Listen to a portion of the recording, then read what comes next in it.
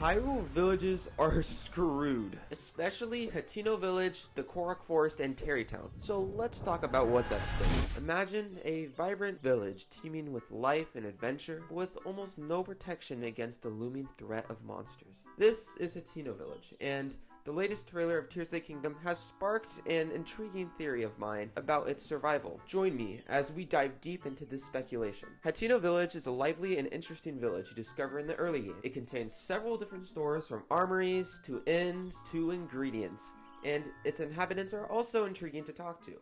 However, Hateno has almost no protection. Although it's on a hill, monsters will be able to navigate and invade the village. The villagers' only hope is the observatory at the top. They may be camped up out there until enemies are gone. However, in one of the trailers for Tears of the Kingdom, we see Hateno Village intact, which is unusual given the massive increase in enemies seen throughout the rest of the trailer. So will Hateno Village be attacked?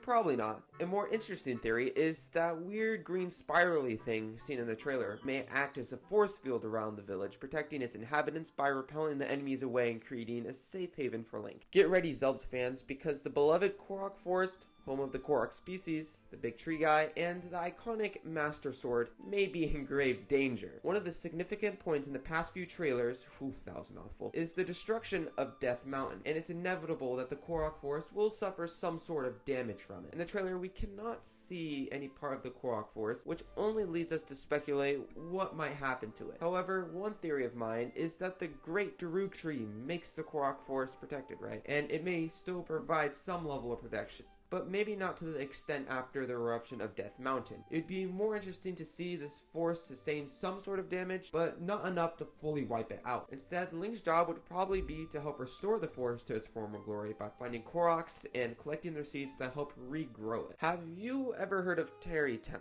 For those unfamiliar with it, this is a quest line in the first game, which is probably one of the most praised and memorable. This quest involves a man in building a new settlement by helping provide an extraordinary amount of wood, potentially endangering the Hyrule forests. As you recruit more settlers and construct buildings, the city gradually takes shape. Terrytown is located surrounded by water, which adds to its protection, and it will most likely withstand this volcano eruption. However, it will also need to withstand the hordes of enemies that may threaten this little town. I think it would be interesting that it's Link's job to safeguard Terrytown. The entrance to the settlement must be heavily guarded. A blockade of metal, dirt, or rubble would be an effective barrier preventing the enemies from entering and trapping the settlers inside. Maybe there's a wave system. Maybe there are waves of enemies that you have to protect from entering Terrytown. The inhabitants will then have to create a self-sustaining economy to survive the next calamity. Link will need to help step in and keep them safe by maybe constructing more buildings,